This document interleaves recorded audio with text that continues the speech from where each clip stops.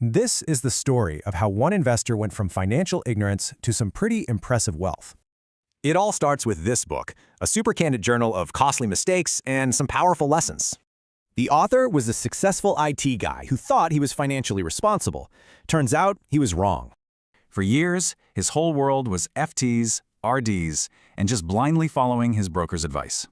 Then the COVID lockdown hit. It basically forced him to finally take a hard look at his finances.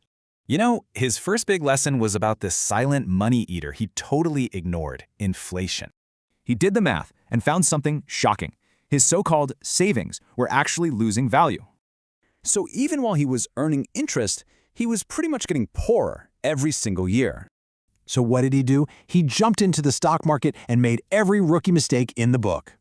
And his mutual fund strategy? Yeah, that wasn't much better. Chasing low prices, way too many funds.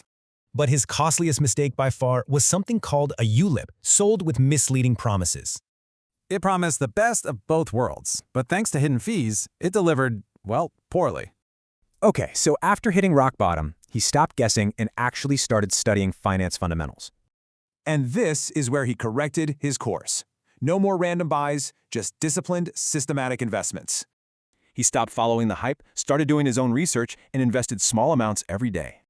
He also built powerful new habits like meticulous expense tracking and investing in safer bonds.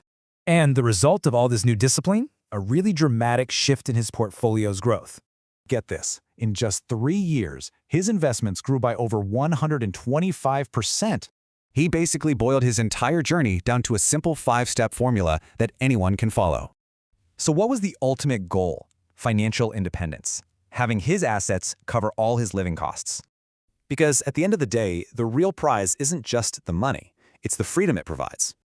So this investor's journey has given you the map. The only question left is for you.